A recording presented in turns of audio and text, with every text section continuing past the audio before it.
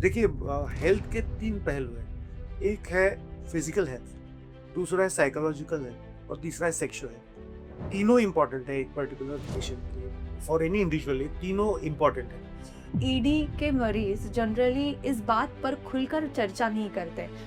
शायद सोसाइटी का प्रेशर हो सकता है, तो ऐसा क्यों होता है? इसके बारे में आप क्या कहेंगे? एक्चुअली ये सोसाइटी का प्रेशर नहीं है, ये हमारा क्या बोलते हैं लैक ऑफ अवेयरनेस है। आप प्रोफ़ेशन में बहुत सक्सेसफुल होंगे, आप बिज़नेस में बहुत सक्सेसफुल होंगे, बट जैसे मैंने आपको पहले ही बताया था, हेल्थ का एक इम्पोर्टेंट पहलू है सेक्सुअल हेल्थ, एग्ज़ैक्ट। तो उसको भी इम्पोर्टेंस देना है। तो ऐसे कोई सिम्पटम्स है स्टार्टिंग के जिससे हमें पता चलता है ट्रीटमेंट के दौरान कि हाँ, हम ईडी ग्रसित है? देखिए erectile dysfunction is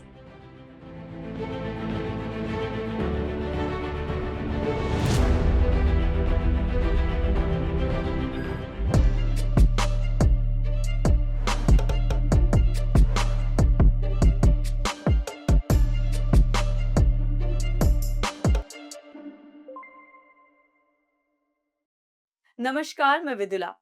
mains good health इस पॉडकास्ट में आप सभी का स्वागत करती हूँ। इस पॉडकास्ट में हम अक्सर ऐसी बातों पर चर्चा करते हैं जिसे लोग नजरअंदाज करते हैं।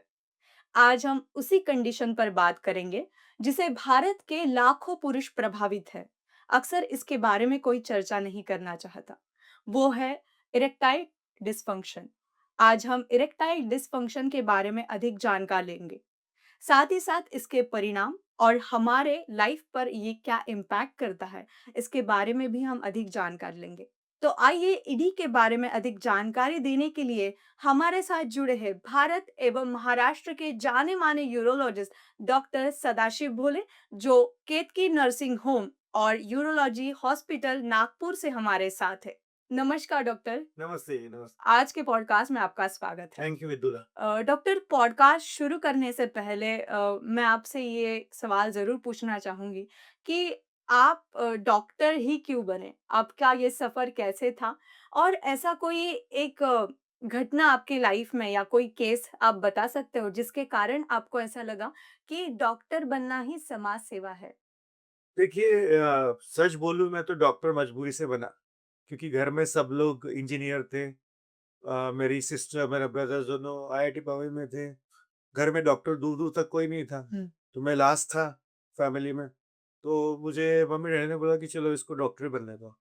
तो that was how my journey started but yes मुझे पसंद भी था पहले से और मैथ्स मेरा बहुत वीक था, तो उसमें भी मेरी कोई चॉइस नहीं थी। एंड एक बार एमबीबीएस का जो स्ट्रगल रहता है एजुकेशन राइट से बिग स्ट्रगल इतना आसान नहीं होता। बहुत लंबा भी चलता है और बहुत पढ़ाई भी करनी पड़ती है, बहुत अप्स एंड डाउन्स होते हैं।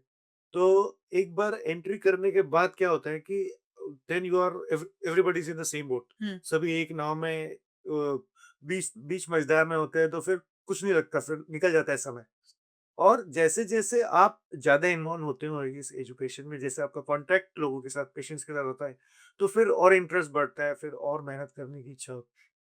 और जब पहली बार मैंने ऑपरेशन थिएटर में एंट्री की थी, 1989 की बात आपको बताता हूँ, तो वो सब पूरा माहौल देख के मुझे लगा कि आई बिलॉन्ग हियर। और तभी मैंने डिसाइड किया कि मैं सर्जन ही बनूँगा और मैं सर्जिकल काम ही करूँगा और मैं फिज़िशियन या सिर्फ़ दवाई बाँटने वाले डॉक्टर में से मैं नहीं हो सकता।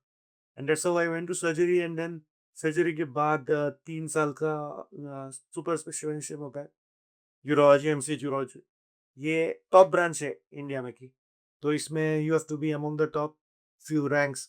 So I was 13th all India, so I got MCQ Urology in Mumbai and I finished in 2000 और 2000 से 2025 तक लास्ट 25 इयर्स मैं प्रैक्टिस कर रहा हूँ नागपुर में as a private consultant. Doctor, आपकी ये जर्नी सुन के मुझे अच्छा लगा, पर ऐसा कोई मेमोरेबल केस आप बता सकते हो जिससे आपको लगा कि हाँ, मेरा डॉक्टर बनना ही सार्थक हुआ?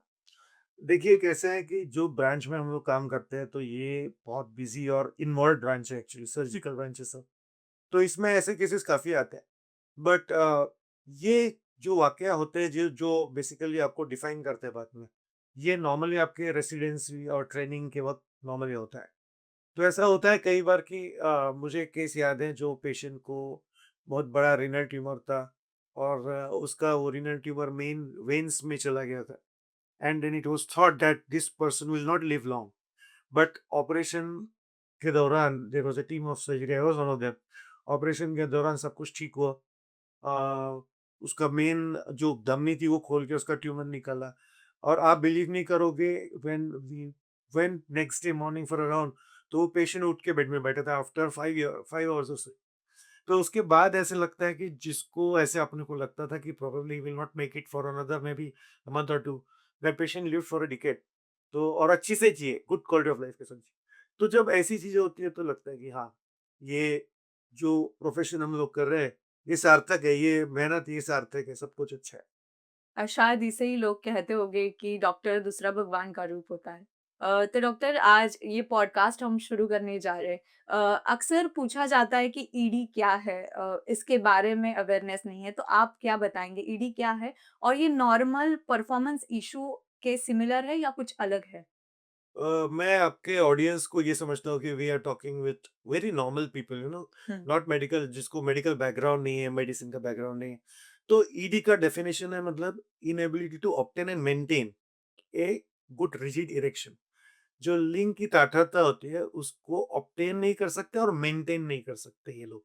ये एक टाइप का मेल सेक्सुअल डिस्फंक्शन है। और इसका डेफिनेशन जो है, इसी में ये पर्टिकुलर चीज़ों में समझ आता है कि एक तो इनिशिएशन भी नहीं होता, शुरुआत भी नहीं होती, और उसके बाद उसको मेंटेन करना भी बहुत मुश्किल होता है। So this is typically called ED. तो ये प्रॉपर्ली डिफाइंड अभी एक टर्मिनोलॉजी है, यूरोलॉजी। ओके। डॉक्टर भारत के पुरुषों में ही ईडी का प्रमाण ज़्यादा दिखाई दे रहा है, तो इसके कारण क्या आप देखो, जैसे ED is global actually. Hmm, but Bharat की एक तो पॉपुलेशन बहुत है, और हम लोग डायबिटीज़ के मरीज़, हमारे मैक्सिमम डायबिटीज़ के मरीज़ जो है, वो हमारे देश में हैं। हाइपरटेंशन, और जैसे-जैसे हम लोग ज़्यादा डेवलप हो रहे हैं, वैसे-वैसे स्ट्रेस रिलेटेड फैक्टर्स बहुत ज़्यादा हो रहे हैं। तो द नंबर ऑफ पेशेंट्स, जो मरीज़ों की संख्या है, वो बहुत ज़्यादा बढ़ते जा रही है जैसे-जैसे समय बीत रहा है। और हम लोग अभी देखते हैं कि जो ईडी के पेशेंट पहले 50 साल के दरमियान आते थे, वो अभी हम लोग 20, 25, 30 साल के मर्द देख रहे हैं कि जिनको ईडी की प्रॉब्लम है। तो भारत में ज़्यादा इसलिए है क्योंकि अभी हम लोग ज़्यादा स्ट्रेसफुल लाइफ जीते हैं। हमारे में डायबिटीज़, ब्लड प्रेशर, ओबेसिटी हमारे में बढ़ रहा है। हमारे लाइफ़स्टाइल्स अनहेल्दी है। और सबसे इम्पोर्टेंट बात, और एक बात मैं आपको बताना चाहता हूँ कि अभी ऐसे जो मर्द हैं, ऐसे जो मरीज़ हैं, वो सामने आके ट्रीटमेंट ले रहे हैं। इसलिए हमको समझ रहे हैं कि इनमें ये प्रॉब्लम है। पहले जब शर्मनाक होता था ये सब आना, लोग ये समझते थे कि इसमें कैसे जाके डॉक्टर को बोलूँ, तब हमको शायद पता नहीं था कि कितने मरीज़ हैं। तो अभी people are also getting aware, men are getting aware कि ये बहुत इम्पोर्टेंट है, और वो सामने आके इसके बारे में बात कर रहे हैं, इसके बारे में चर्चा कर रहे हैं, इसके बारे में ट्रीटमेंट्स भी ले रहे हैं। तो ये सब फैक्टर्स की वजह से मुझे ऐसा लगता है कि अभी हमको ये लग रहा है कि we are sitting on a ED time bomb. बहुत बड़े एपिडेमिक पे हम लोग बैठे हैं अभी, इरेक्टाइल डिसफंक्शन के। डॉक्टर अभी आपने ज़िक्र किया कि हाइपरटेंशन, टेंशन या फिर आपने कहा कि अ, डिसीज़ डायबिटीज़ डायबिटीज़ और तो क्या इन मरीज़ों को ज़्यादा खतरा होता है? जी, जी। तो इरेक्टाइल डिसफंक्शन ये लोगों में ज़्यादा होता है, smoking, bad habits, then excessive drinking, diabetes और बीपी। इसमें क्या होता है कि जो नसें रहती है ब्लड की, ब्लड वेसल्स, वो डैमेज होती है।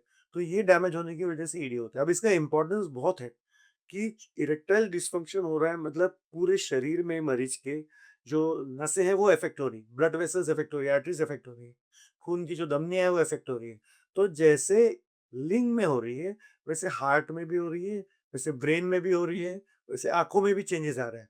तो इरेक्टाइल डिसफंक्शन ये तो कारणों से होता है, लेकिन इरेक्टाइल डिसफंक्शन एक बहुत पहला अलर्ट सिग्नल है एक पर्टिकुलर पेशेंट या मरीज के लिए कि आपको आपका लाइफस्टाइल इंप्रूव करना पड़ेगा, हुँ। आपको आपकी बीमारी पे काबू पाना पड़ेगा, ब्लड प्रेशर, मधुमेह पे, ताकि क्योंकि ये सब चीज़ों को अफ़ेक्ट कर रहा है, समझ गए? तो ईडी के ट्रीटमेंट के साथ-साथ हमको ये भी इवैल्यूएट करना है और ये भी ठीक करना है। जैसे डॉक्टर आपने कहा कि स्ट्रेस, एंग्ज़ायटी तो इसकी वज़ह से ईडी ज़्यादा होते जा रहे हैं? Yes, of course.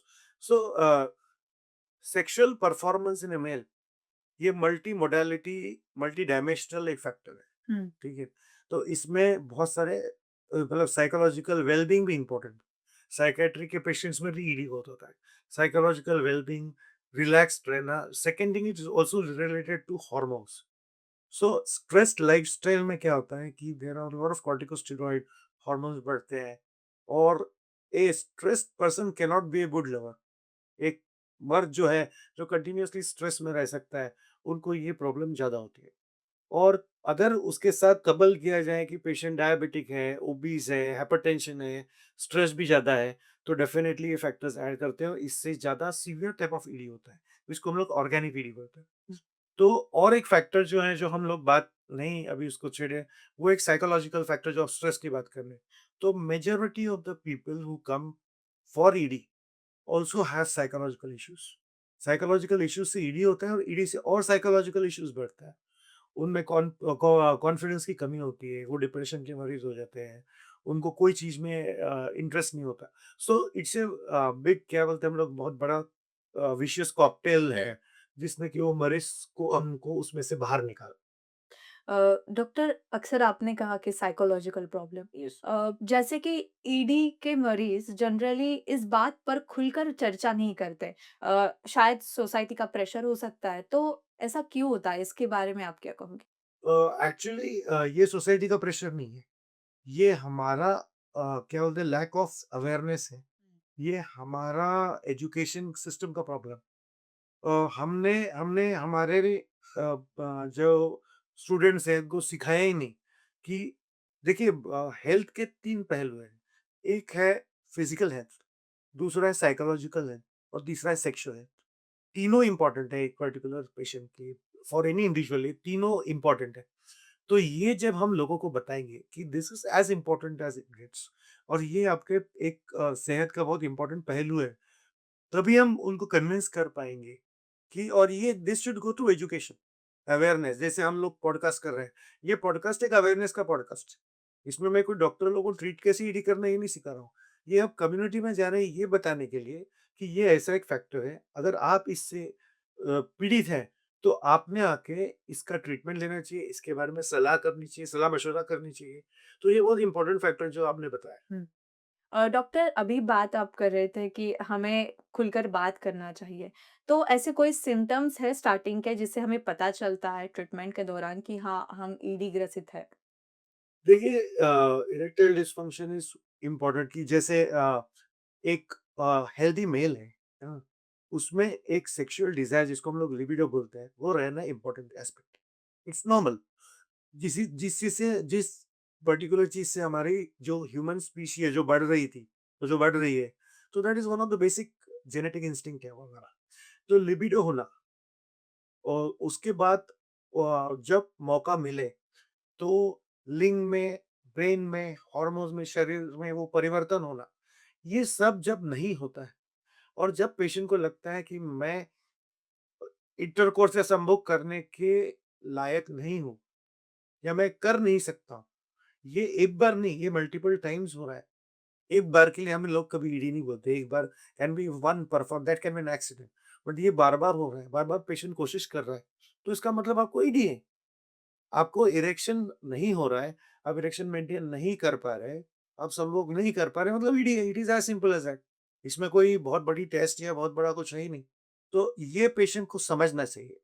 और अभी मैं आपको बताता हूँ कि मैंने I have seen 25 years of practice.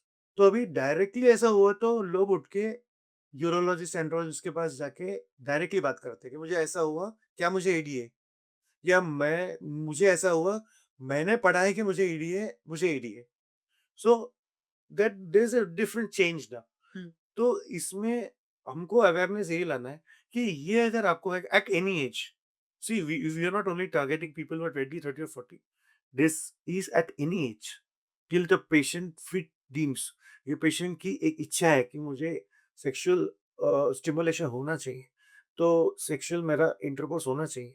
That can be at the age of 50, 60, 70। Don't be surprised कि 70 साल का आदमी आके भी मुझे बोलता है मुझे ईडी है। Because they are fit, otherwise they are fit. So age is just a number. तो ये पर्टिकुलर इश्यू पेशेंट को बताने के लिए बिल्कुल हिचक नहीं होनी चाहिए, और इसमें उनको समझने में भी कोई ये नहीं है। सिर्फ़ हम लोग ये बोलते हैं कि ये मान लेना कि अभी मेरी उम्र हो गई है, मैं 50-60 साल का हो गया हूँ, अब मुझे क्या करना है? That is your choice, but that is not what nature is all about. Even at that age patients are sexually active. वो उम्र में भी लोग सेक्सुअली एक्टिव होते हैं और वो उम्र में भी पेशेंट्स आते हैं, मरीज आते हैं जो बोलते हैं कि मुझे ईडी। तो इसके बारे में कोई कंफ्यूजन नहीं होना चाहिए पेशेंट के मन में। राइट। सर, अगर ईडी है तो कपल्स में फिजिकल इंटीमेसी होने के कोई दूसरे भी है चीजें। बहुत सारे हैं, बट क्या होता है कि see there are various ways and means. तो जब भी ईडी होता है तो पहले हम लोग मरीज से बात करते हैं। अक्सर ऐसा होता है कि उनके जो पार्टनर्स हैं वो भी साथ में आते हैं। तो it is always a better कि हम कपल के साथ डायलॉग करें ताकि हमको पता चले कि कपल का एक्सपेक्टेशन क्या है। अनरियलिस्टिक भी नहीं होना चाहिए। बहुत बार ऐसा होता है कि प्रॉपर एजुकेशन नहीं होने की वजह से जो वो फ़िल्मों में देखते हैं या जो वो पॉर्न में देख के उनको लगता है कि दिस इज़ द एक्सपेक्टेशन। तो we have to tell them that this is what you have to expect. ये आपकी सीमाएँ हैं और ये नॉर्मल है, ठीक है? और ये नॉर्मल में रह के, ये दायरे में रह के फिर हम उनको ट्रीट करते हैं। तो उसमें फीमेल पार्टनर का होना बहुत ज़रूरी है और उसमें डायलॉग भी बहुत ज़रूरी है। तो आपने जो मुझे सवाल पूछा था, क्या सवाल पूछा था आपने? आई आस्क यू कि सर, अगर कोई मरीज है वो आप। कोई और मेथड्स है। हाँ, कोई और ये कोई methods। और methods of satisfying each other. इसके लिए people have to understand, they have to know. We also teach them, we also give certain points, tips to them. तो इसमें उनको ये है, बट आपको दूसरी बात मैं बताता हूँ कि मैं फ्रॉम पर्सपेक्टिव ऑफ यूरोलॉजी और एंटोलॉजी बता रहा हूँ कि एक अगर एक पेशेंट या मर्द है या मरीज है जिसको इरेक्टाइल डिसफंक्शन है, उसमें बाकी चीजों में भी इसको इंटरेस्ट नहीं रहता because he's having erection erectile dysfunction, so he's not interested in all these things. You have to make him, give him certain potency, certain capability, फिर उसके बाद then he becomes interested in everything. नहीं तो they not. और वो इतना बड़ा problem है रिलेशनशिप्स में, हस्बैंड और वाइफ के रिलेशनशिप में, लड़के और लड़की के रिलेशनशिप में, बॉयज एंड गर्लफ्रेंड के रिलेशनशिप में। This becomes a major hindrance. Sex is important for a heterosexual relationship, it is very important. और अगर वो पर्टिकुलर पॉइंट अगर एड्रेस नहीं हुआ तो relationships break. Exact. And it is not only because of women, it is the relationship जो मैंने breakage देखे हैं, it is mainly because of men, because they are very insecure, they become violent, then they are not interested in anything, they start drinking heavily, they don't go home। तो ये बहुत सारे issues, psychological psychiatric issues भी इसमें आते हैं। तो the root cause is to address the patient, to tell the patient what the problem is, and to treat ED at its cause। Doctor Sadashiv, आपने ऐसे बहुत मरीज देखे होंगे जो बहुत कॉन्फिडेंट होते हैं। They are looking very confident, but उन्हें ईडी होता है। तो आप उन पेशेंट को कैसे हैंडल करते हो? देखिए वो जब मेरे पास आते हैं, हमारे स्पेशलिटी के पास आते हैं, तो they come with the purpose of treating their ED, ठीक है? तो उनका कॉन्फिडेंस वगैरह रहता है, but they have that insecurity होती है उनमें कि when it comes to intimate relationships. तो अपने को यही बोलना पड़ता है पेशेंट को कि ठीक है, आपका प्रोफेशन है, एवरीथिंग एवरीथिंग इज फाइन, सब ठीक है, बट आपको ये पर्टिकुलर पार्ट को भी ध्यान देना पड़ेगा, because ultimately this is also important to you. आप प्रोफेशन में बहुत सक्सेसफुल होंगे, आप बिजनेस में बहुत सक्सेसफुल होंगे, बट जैसे मैंने आपको पहले ही बताया था, हेल्थ का एक इम्पोर्टेंट पहलू है सेक्सुअल हेल्थ। एग्जैक्टली। सो उसको भी इम्पोर्टेंस देना है। और एक बात है, जनरली हमें इस बारे में अवेयरनेस बहुत कम है। जैसे हम देखते हैं कि फीमेल्स में एक सर्टेन एज के बाद मेनोपॉज होता है। तो मेल्स का ऐसा कुछ है जिसके अकॉर्डिंग आप बोल। उसको एक्चुअली एंड्रोपॉज बोलते हैं, बट वो थोड़ा सा वेग और थोड़ा कंट्रोवर्शियल इशू है। मतलब ऐसा terminology in terms of definition. But yes, after the age of 50, in some people after the age of 45, testosterone जो हार्मोन रखा है, जो कि ये सब चीज का अमृत देगी है टेस्टोस्टेरोन। इससे लिबिडो होता है, सेक्सुअल हेल्थ अच्छा रहता है, वो फॉल होना चालू होता है naturally. So when main get after 50, तो उसके बाद क्या होता है कि इच्छा, जिसको हम लिबिडो बोलते हैं, इच्छा शक्ति संबंध करने की या ताकत, इरेक्शन की, वो कम होना चालू होती है। उसी के साथ साथ फर्टिलिटी भी डिक्रीज होती है मेन में। तो but andropause is easy to treat और सब में नहीं होता है। इट इज वेरी वेरिएबल कि किसमें होता है किसमें नहीं होता है। People who keep themselves fit, जो रेगुलर एक्सरसाइज करते हैं, जो स्मोकिंग नहीं करते, जो डायबिटिक्स नहीं, उनमें वो लेट होता है, हम्म। ठीक है? तो इसमें हमको जब इस प्रकार का 50 प्लस पेशेंट आता है, तो we pay lot of attention to testosterone replacement therapy. Testosterone कितना है, उसको रिप्लेस करना है क्या नहीं करना है, किस पेशेंट में नहीं करना है, वो भी इम्पोर्टेंट है। किस पेशेंट में बहुत फ़ायदा होगा। क्योंकि अल्टीमेटली मैं आपको बताता हूँ कि जैसे मेनोपॉज़ के बाद प्रॉब्लम्स आते हैं, वैसे एंड्रोपॉज़ के बाद जो है, उसमें बोन्स भी इन्वॉल्वड है आपके। तो स्ट्रेंथ ऑफ बोन्स वो कम होती है, कैल्शियम डिपोज़िशन, ऑस्टियोपोरोसिस होता है, ओके। मसल मास कम होता है, मसल का विगर, ताकत, स्ट्रेंथ कम होती है। So everything can be treated when you treat the basic problem that is decrease testosterone या कम टेस्टोस्टेरोन। तो वो पर्टिकुलर एज में, वो पर्टिकुलर मरीज़ के लिए जितना टेस्टोस्टेरोन ज़रूरी है, वो उतना होना चाहिए। और इस बात पे वेस्टर्न वर्ल्ड का बहुत ध्यान है। हम लोग जहाँ पे एज रिवर्सल क्लिनिक्स है या मेंस हेल्थ क्लिनिक्स है, वो हमने एड्रेस ही नहीं किया, we were far behind, but now we are picking up really fast. So ऐसा दिस, और आपको अचरज लगेगा कि पीपल फाइंड इट, अल्टीमेटली लोग ढूंढेंगे जिनको प्रॉब्लम है, दिल कम टू यू, और वो अपना समय देके इसके बारे में सीखना चाहते हैं, ट्रीट होना चाहते हैं। So there is a definite change now when it comes to men sexual health. Right, इसीलिए हमारा भी पॉडकास्ट की जो मेंस के लिए खास है। अब बात करते हैं ट्रीटमेंट्स की। जैसे कि ईडी के बारे में हमने बात की, बट ऐसे खास आम तौर पर ट्रीटमेंट है जिससे हम ईडी के बारे में अधिक जान सकते हैं। जब भी एक इरेक्टाइल डिसफंक्शन का मरीज आता है, तो सबसे पहला इम्पोर्टेंट होता है थरो हिस्ट्री। हम्म। थरो हिस्ट्री में उसका फिजिकल मतलब नाम, एज, गाँव, क्या मेडिसिन चालू है, क्या पुरानी बीमारियां थी, कोई सर्जरी हुई है क्या, because all this can be related to ED. इसमें सब में कॉजेज होते हैं, जैसे suppose the patient had some accident जिसमें उसकी बैक इंजरी हुई थी या पेल्विक इंजरी हुई थी, हम्म। तो एक्सीडेंट हुआ था, बोन टूटा था, तो उसमें भी ईडी होता है, that is one of the causes, okay. Neurological causes of ED. तो ये थरो हिस्ट्री होती है। उसके बाद में एग्जामिनेशन होता है। एग्जामिनेशन में पेशेंट एज ए होल उसको एग्जामिन करते हैं, पेशेंट्स के प्राइवेट पार्ट्स को एग्जामिन करते हैं, उनसे पूरा ब्यौरा हमारा एक तैयार हो जाता है उससे। Then comes investigations. इन्वेस्टिगेशन में भी डू सर्टन बेसिक इन्वेस्टिगेशंस। तो उसमें क्रिएटिनिन और ब्लड शुगर ये मैंडेटरी है, जिससे हमको पता चलता है कि पेशेंट को डायबिटीज या रीनल फेलियर है क्या। Being a urologist we always do creatinine. We examine the blood pressure normal है कि that comes as a clinical evaluation हो गया। और इसके बाद टेस्टोस्टेरोन का इवैल्यूएशन हम लोग हर पेशेंट में करते हैं, that is our policy. Because we were surprised to find कि जो टेस्टोस्टेरोन एक 20 साल के लड़के में होना चाहिए, 25 साल के लड़के में होना चाहिए, we found very low levels in certain people, and that was the reason for the reading. तो जब हमने टेस्टोस्टेरोन रिप्लेसमेंट की या टेस्टोस्टेरोन का वो प्रॉब्लम का सॉल्व किया, तो आइडिया तो basic evaluation is to blood test, creatinine, blood sugar, and the third one is testosterone that we do in all patients. इसके बाद then the real treatment starts. We ask the patient कि whether they are married, single, not married, stable relationship उनका है कि नहीं, opportunistic sex है क्या, मतलब they are not having regular partners. तो ये सब कैटेगरीज का ट्रीटमेंट अलग होता है, हम्म। Right. A person who is having a stable relationship, उसको वाइफ है, they are living together, they are not far apart, उसका ट्रीटमेंट गोल अलग है। ना कि एक पेशेंट जो कि अनमैरिड है, जिसकी पार्टनर कहीं और रहते हैं, they meet on weekends, that is a different thing. So क्योंकि उसकी मेडिसिन भी अलग है, उसका ट्रीटमेंट अप्रोच भी अलग है। So we find that out, और फिर हम ट्रीटमेंट चालू करते हैं। तो फर्स्ट ट्रीटमेंट, सबसे इम्पोर्टेंट पहला ट्रीटमेंट पॉइंट दवाई से भी इम्पोर्टेंट है, talking to the patient and counselling the patient कि उसको क्या करना चाहिए, उसके क्या गोल्स हैं, ट्रीटमेंट के क्या गोल्स हैं, ट्रीटमेंट के क्या साइड इफेक्ट्स हो सकते हैं, ट्रीटमेंट का इफेक्टिवनेस कितना है। हम्म।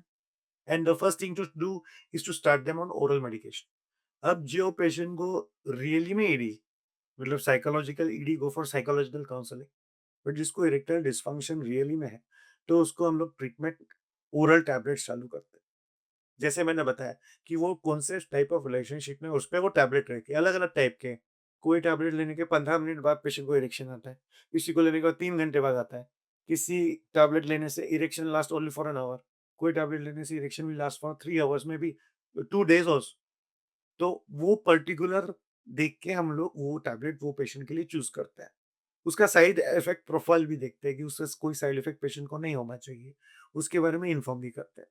उसके बाद we tell the patient to come to us after 2 to 3 weeks, 2 से 3 हफ्ते। So patient will come in two categories. एक बोलेगा कि सर मेरे को बहुत फायदा हो गया, I am extremely good and I am happy. So the treatment will go orally option, oral medications, psychological counselling, change of lifestyle कि आप वजन कम करो, डायबिटीज कंट्रोल करो, स्मोकिंग बंद करो, एक्सरसाइज करो, वेट ट्रेनिंग करो, ये सब इम्पोर्टेंट है। सो हम उस तरफ जा रहे हैं। दूसरी कैटेगरी के पेशेंट्स आएंगे जो बोलेंगे कि साहब हमने दवाई ली, मुझे कुछ भी फायदा, I am still having no problem, no no improvement. तो ऐसे पेशेंट को next level of evaluation is there, जिसमें कि हम लोग फिनाइल डॉपलर करते हैं, फिनाइल इंजेक्शन देके डॉपलर करते हैं, इवैल्यूएशन ऑफ वेसल्स, इंट्रापिनल वेसल्स। सो ये सब सेकंड लेवल ऑफ ट्रीटमेंट है। और उसके बाद हम लोग फिर पेशेंट को सेकंड लेवल ऑफ ट्रीटमेंट में भी डाल सकते हैं। तो there are oral medications, there are certain injectable treatments, and last is patients who undergo surgery. Surgery में we can put penile implants, जो कि पेशेंट को इरेक्शन देता है as close to as possible natural erection देता है। हम्म, उसमें दो इम्प्लांट्स रहते हैं, एक इन्फ्लेटेबल इम्प्लांट होता है कि पेशेंट जब चाहे बटन दबाए तो इरेक्शन आता है। दूसरे रहते हैं सेमी मैलेबल इम्प्लांट, जिसमें कि erection is always there, so they can use it any time now. So the last treatment of ED, if you ask what is the last treatment of ED, वो surgery है। What is the first treatment of ED? That is counselling, consulting, advice, hmm. और इसके बीच में सब कुछ है। इस पूरी प्रोसेस में टेस्टोस्टेरोन का क्या इम्पोर्टेंस है?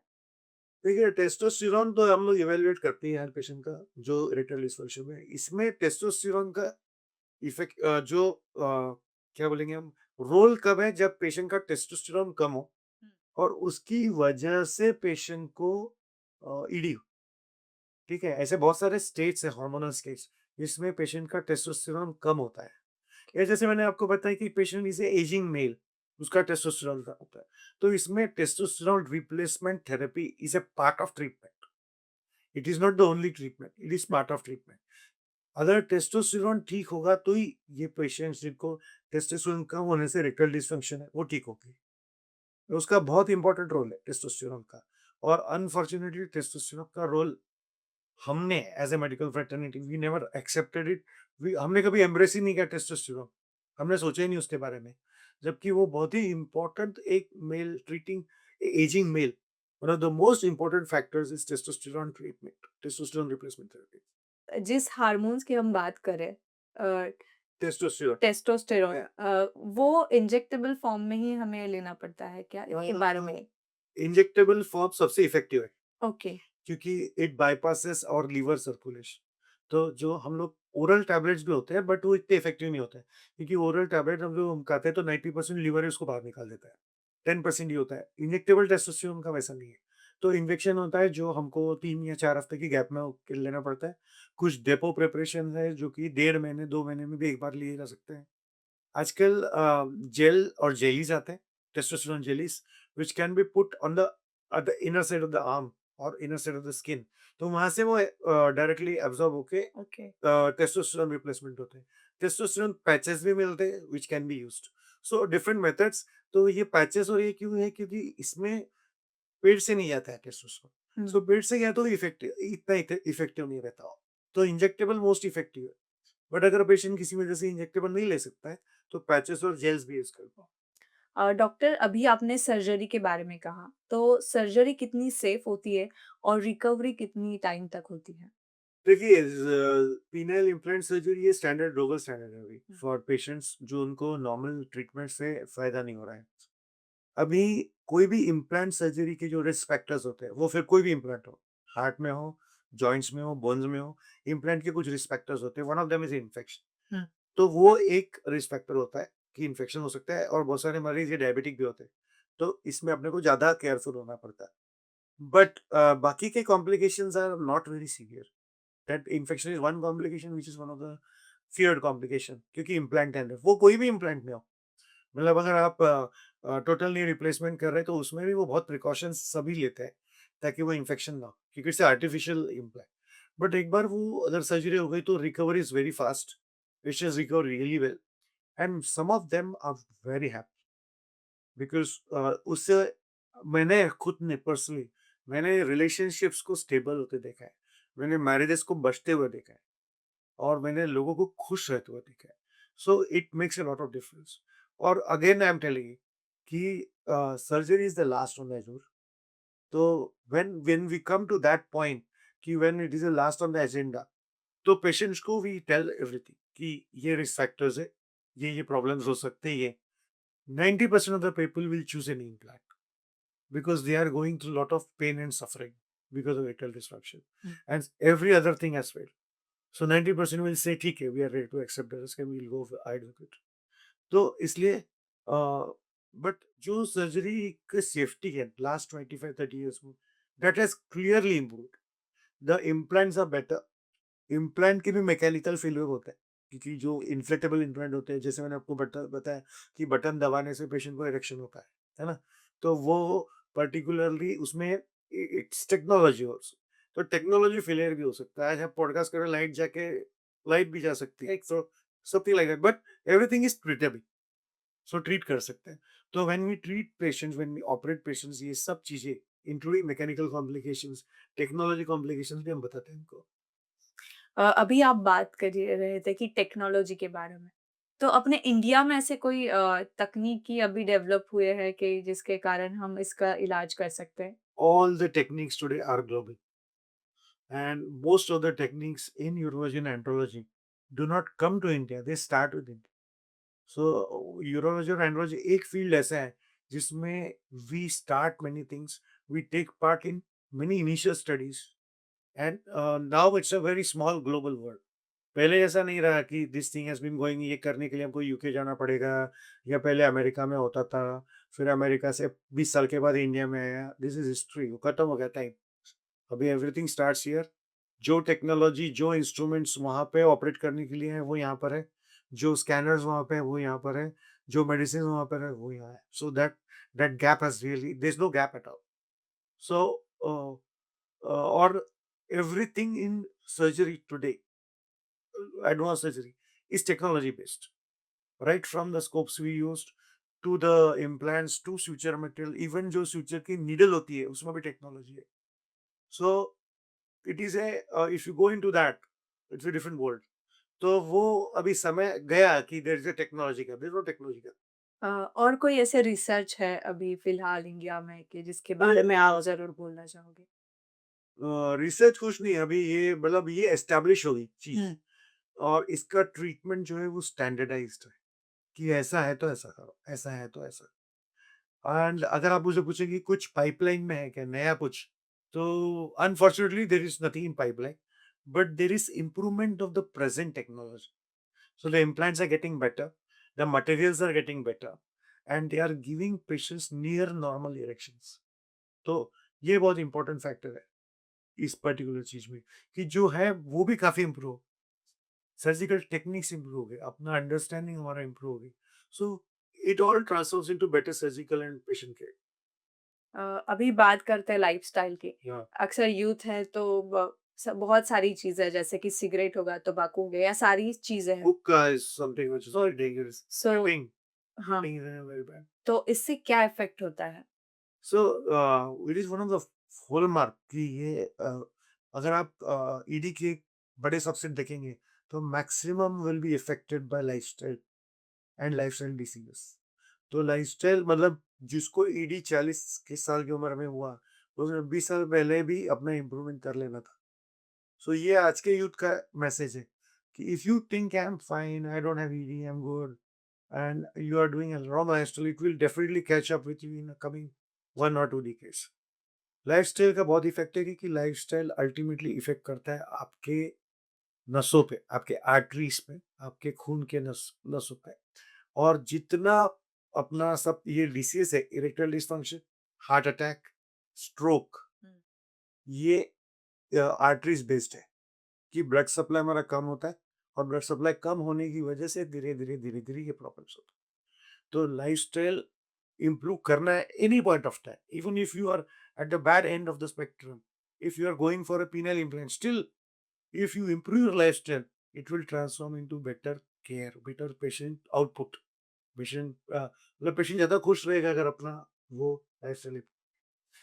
डॉक्टर हमें लाइफ़स्टाइल में क्या इम्प्रूवमेंट होनी चाहिए आप ऐसे लग स्ट्रेस मैनेजमेंट, हुँ। वेट कंट्रोल, आपका वजन बराबर होना चाहिए, स्थूलता नहीं होनी चाहिए, ओबेसिटी का ट्रीटमेंट होना चाहिए, वजन कम हुआ तो ये करना चाहिए. Exercise should be part of the routine. Weight training is important. देखो दौड़ना हार्ट के लिए अच्छा है लेकिन लिंग के लिए वेट ट्रेनिंग इम्पोर्टेंट. हुँ, बहुत इंपॉर्टेंट है ये हार्मोनल पॉइंट ऑफ व्यू से। तो एक्सरसाइज करके फिट रहना ओबेसिटी नहीं है। दूसरा बात, स्ट्रेस मैनेजमेंट में ज़्यादा स्ट्रेस नहीं लेनी। You should people should learn to switch off and compartmentalise. Office का स्ट्रेस घर पे नहीं आना चाहिए। ये तो घर में बहुत ज़्यादा स्ट्रेस होता है, वो ऑफिस जाता है वापस। So that important three stress management. We also tell patients to go for meditation and pranayama and everything because that gives you a stable, calm mind. So these are basic lifestyle modifications जो हर disease में करनी चाहिए। और ये सब disease not only heart and disease, psychological disease, even cancer से भी रिलेटेड है अपना लाइफस्टाइल जो है। तो हेल्दी लाइफस्टाइल में वही है, रेगुलरली उठना, टाइम टू टाइम सोना, प्रॉपर खाना खाना, फैट्स ज़्यादा नहीं खाना, अवॉइड करना, ओबेसिटी अवॉइड करना, alcoholism has to be avoided, extra drinking जो है, एक्स्ट्रा पार्टिंग, बहुत देर से आना, sleep is a very important parameter of your lifestyle. तो प्रॉपर टाइम पे 7-8 घंटे की सो के सुबह जल्दी उठना। ऐसा नहीं कि आप 2 बजे रात को सुबह सो रहे हैं और बाद में 12 बजे उठ रहे हैं। That is not proper sleep. Proper sleep is sleeping at the right time. Say around 10 to 11, 11:30 max, getting at 6:30, 7. That is normal sleep pattern. तो sleep maintain करना, ठीक है, ये important. There is a absolute no no, ये हम लोग बोलते हैं नहीं नहीं, हुँ, to tobacco, okay. to smoking, hmm, to hookah, to vaping. Nothing damages the arteries more than smoking or vaping or hookah or tobacco products. Patients को day one पे बोलते हैं कि this is not to be done. And if the patient does not stop smoking, we don't do implants. Alignment करते ही नहीं हम लोग, because healing everything depends on that. So that's a very important aspect. फिर sugar को strictly control में रखनी, blood pressure को proper control में रखना, ये बहुत इंपॉर्टेंट। एंड टाइम निकालना पेशेंट ने अपने फैमिली के साथ, फ्रेंड्स के साथ, टाइम निकाल के वो टाइम अच्छा स्पेंड करना, this is also important part of advice we give our patients. Doctor अक्सर अभी देखते हैं हम सोशल मीडिया का ज़माना है, आपने जैसे कहा कि हर बात हर लोगों तक पहुँच रही है। बट अभी सोशल मीडिया पर ऐसे कई ब्रांड्स हैं जैसे कि हम बात करें शिलाजीत खाओ, ये करो, वो करो, तो ये सारी चीज़ें कितनी इफ़ेक्टफुल है? सोशल मीडिया इज, एक अगर अच्छाई सोशल मीडिया में होगी तो हजार बुराई है, ये सब जानते हैं। सोशल मीडिया पे कौन वो इन पे बैठ के क्या एडवाइस दे रहा है, उसका क्या होगा, उसका कुछ भरोसा नहीं। प्रोडक्ट्स आप जो बोल प्रमोट किए जा रहे हैं वो जेन्युइन है कि नहीं, that you don't know. Hmm, this is a question of your health. You can not gone popping A pill thinking कि इससे मैं शिलाजित खा रहा हूँ मैं ठीक हो जाऊंगा। नहीं, यू डोंट नो वो शिलाजित है कि नहीं और उसका कितना प्योर है। कितने लोग सोशल मीडिया के बुलाए हुए मेडिसिन को एक बार लैब में लेके जाके एनालाइज करते हैं कि इसमें है क्या। We don't know. And we are, you can not catch them also, they are not responsible. Social media में बहुत इविल्स है और बहुत डेंजरस है सोशल मीडिया को इस चीज के लिए यूज करना। और सबसे बुरी बात ये है कि आप और मैं अभी पॉडकास्ट कर रहे हैं, अपन बात कर रहे हैं इरेक्टाइल डिस्फंक्शन की, ये जो जितने लोग गए रूम में, इनके सोशल मीडिया पे प्रॉम्प्ट्स आना चालू हो जाएंगे, शिलाजीत के, इसके, उसके, because we don't have any privacy. The exactly. moment you talk about or discuss about it, you start getting that on your mobile, social media props. There is no privacy. So the somebody is always hearing you या and you'll start getting it. Exactly. The moment you plan a trip to Maldives, you start getting Maldives ke tours and tours. So it's one of the most evil things in which is happening in healthcare is social media. We are not talking about internet. Internet can be used. We use it for patient education. हुँ, हम लोग बोलते हैं patient को कि आप ये ना ये पर्टिकुलर यूट्यूब का वीडियो देखो, तो यू विल अंडरस्टैंड कि ये ऑपरेशन कैसे होता है। तो पेशेंट को अवेयरनेस होता है, या आप ये साइट पे जाके आप ये इरेक्टाइल डिस्फंक्शन के बारे में पढ़ लीजिए। तो क्योंकि इरेक्टाइल डिस्फंक्शन के बारे में प्रॉपर साइट से प्रॉपर पढ़ना, ये गाइडेंस हमको करना है, ना कि कोई फर्जी कोई वेबसाइट है and they are trying to push this. और जैसे स्कैम होते हैं इंटरनेट पे कि आपको डिजिटल अरेस्ट कर दिया, ये कर दिया, ये this is part of the scam. When they are trying to tell you that they can cure you of a disease, any disease from cancer to erectile dysfunction, और हमारी दवाई ऐसी है, दिस इज अ स्कैम। आपका जो scam ये हो रहा है जिसमें क्रिमिनल आपके पैसे चुरा रहे हैं बैंक से, ये तो छोटा स्कैम है। उससे कई बड़ा scam is people buying products from the internet, from the social media, not knowing what they are having it. We are buying food products, we are buying supplements, we don't know how genuine they are. So social media से दूर रहें। Social media में अच्छे sites पर आप जाइए, find out which are good sites, which are standard hospital site, standard health education sites, उस पे आप पढ़िए, उस पे आप देखिए क्या है क्या नहीं। और there are no miracle cures in this world, नहीं है। और जिसके पास होगा वो यहाँ क्यों बैठे, एग्जैक्ट। है ना? वो काम क्यों करेगा सुबह से शाम तक? There are no miracles, everything is standard scientific.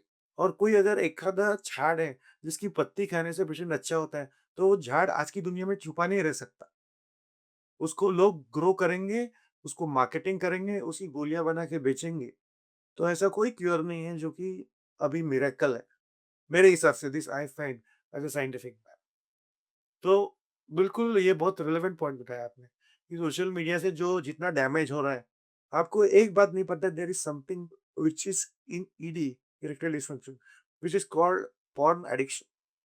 So normal men who watch too much of porn cannot have proper sexual intercourse when it comes to their partners. Okay. That is porn addiction. So it is one of the reasons for erectile dysfunction.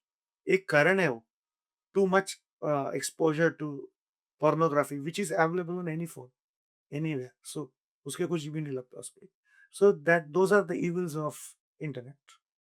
और वो हमको, और सबसे difficult treatment is porn addiction वैसे, मतलब it comes in that category, psychiatric disorders के category में आता है, और उनको ट्रीट करना भी बहुत डिफिकल्ट होता है।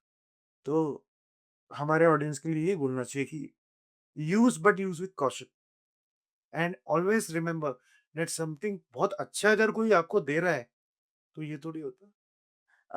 डॉक्टर, अक्सर एक आम पेशेंट के नाते मैं ये बात करना चाहूँगी कि एक यूरोलॉजिस्ट होता है, एक एंड्रोलॉजिस्ट होता है ना, एक सेक्सोलॉजिस्ट होता है। तो इन तीनों में हम कैसे डिफरेंशिएट करें और हम किसके पास जाएँ? बराबर। देखिए, यूरोलॉजी एंड एंड्रोलॉजी, अभी let's talk scientific things. Urology and andrology एक डिग्री कोर्स है जो कि सुपर स्पेशलाइजेशन कोर्स है, जिसमें आपको इरेक्टाइल डिसफंक्शन के ट्रीटमेंट्स के बारे में सिखाया जाता है। उसमें दवाइयाँ भी आ गई, सर्जरी भी आ गई, ठीक है? And some part of counselling भी आ गए। तो this is urology and andrology. All urologist are andrologist basically, okay. Because it is part of the training. Now some say कि हमको एंड्रोलॉजी करना ही नहीं, we don't want this headache, so they will only do urology and they will not do andrology. Some people say कि I'll do only andrology, they will not do any other practice. So they are only called purely andrologists. But most of them, 95% of them, are urologists and andrologists. So they look into all these aspects, urology का। और andrology हमारा urology का एक sub section, मतलब urology society of India का एक sub section is andrology, जिसके conferences, education, ये वो सब होता है। It's different. I just attended it last month, Bombay में था, मुंबई में था। सेक्सोलॉजिस्ट ये बहुत ही ऐसा डगमगाने वाला टर्मिनोलॉजी है, हुँ। तो इसमें डेफिनेटली ऑपरेट करने वाले डॉक्टर नहीं होते, और इसमें कुछ क्वालिफाइड होते हैं जो एमडी मेडिसिन या एमडी फिजिशियंस होते हैं जो कि ट्रीट करते हैं। कुछ साइकियाट्रिस्ट अपने आप को बोलते हैं सेक्सोलॉजिस्ट। बट इसमें बहुत सारे लोग हैं जिनको, जो आयुर्वेदिक ट्रीटमेंट्स करते हैं, जो होम्योपैथिक ट्रीटमेंट करते हैं। और अनफॉर्चुनेटली सेक्सोलॉजिस्ट ये टर्म यूज करने वाले बहुत सारे लोग होते हैं जो टिपिकल नहीं हकीम होते हैं, जो क्वैक्स होते हैं, हुँ। जो प्रॉपर्ली क्वालिफाइड ही नहीं होते ये पर्टिकुलर चीज के लिए। तो ये कंफ्यूजन पेशेंट को होता है। तो मेरे ख्याल से अ, जैसे अपन ने बात की इंटरनेट पे, तो दे कैन ऑलवेज चेक कि where to go, hmm. Who is the right person to take care of. Suppose मुझे गले में खराश है, तो who is the right person to take care of my गले का खराश, किसके पास जाऊं मैं?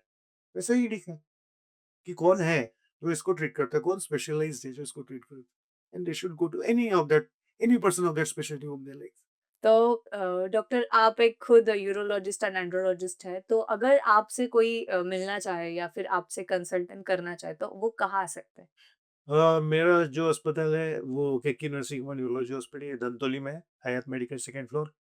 मैं और एक अस्पताल है मेरा, 7 स्टार हॉस्पिटल, जिसमें मैं डायरेक्टर हूँ, वो ईस्ट नागपुर में है, इसे 150 बेडेड हॉस्पिटल। सो यहाँ पर we consult on Mondays, Wednesdays and Fridays from morning 8 o'clock to 3 o'clock. So these are our times when we see urology patients and we also see andrology patients. और कुछ andrology patients जो होते हैं जिनको special needs है, जैसे they need counselling, they need couple counselling, तो then we give them appointments and they are called on different time, हुँ। कि जब नॉर्मल पेशेंट्स की भीड़ ना हो। तो अगर आप नागपुर में हो या नागपुर के बाहर से हो, तो अगर कभी आपको कंसल्टेंसी की ज़रूरत है तो आप ज़रूर आइएगा और thank you so much sir मुझे भी आज बहुत जानकारी मिली और हमारे दर्शकों को भी। पर जाते-जाते आप हमारे दर्शकों के लिए क्या संदेश दोगे? संदेश तो मैं यही दूँगा कि सेक्सुअल हेल्थ एक बहुत इम्पोर्टेंट एस्पेक्ट है हमारे हेल्थ का और बिल्कुल झिझक नहीं होनी चाहिए। ना ही मर्दों में, ना ही स्त्रियों में। ये पता करने के लिए कि अगर मुझे कोई सेक्सुअल प्रॉब्लम है, अगर आपको ऐसा लगता है, तो आपने वो रिस्पेक्टिव स्पेशलिस्ट के पास जाके डेफ़िनिटली, डेफ़िनिटली अपनी बात बोलनी चाहिए। इसमें छुपाने जैसा कोई नहीं, इसमें शर्माने जैसा कुछ नहीं है। Erectile dysfunction is a aspect of health और इसको अगर आप आपके डॉक्टर्स के साथ डिस्कस करेंगे, तो आपको बहुत अफ़सोस होगा ये बात करके कि डॉक्टर्स भी बहुत ईज़िली इसके बारे में बात करते हैं बिकॉज़ ये अगर ये कन्वर्सेशन से आपको पता चलेगा कि ये इनका रोज़ का काम है। तो this is a very important aspect कि पेशेंट भी ऐसा मन में हिचक नहीं होनी चाहिए कि मैं डॉक्टर को कैसे पूछूँ या डॉक्टर मेरे बारे में क्या सोचता है। एग्ज़ैक्टली। बिल्कुल कुछ नहीं सोचेंगे, एकदम अच्छी से कंसल्ट करेंगे। इट इज़ अ सब्जेक्ट, ये टॉपिक है। इट इज़ सब्जेक्ट और इसके बारे में थोड़ी भी हिचक नहीं होनी चाहिए and we should come forward, consult, ask, hmm. Enquire and take treatment. Very so thank you so much doctor आपका इतना कीमती समय आज हमें दिया। Thank thank you so much once again. आप भी अधिक जानकारी के लिए हमारे साथ जुड़ सकते हो। मेंस गुड हेल्थ इस हमारे पॉडकास्ट के साथ हम YouTube, Instagram, Spotify and Apple podcast पे भी मौजूद हैं। तो आज ही हमारे साथ जुड़िए। जल्द ही मिलते हैं नए पॉडकास्ट के साथ, नए स्पेशलिस्ट के साथ। आज के प्रोग्राम में बस इतना ही। धन्यवाद।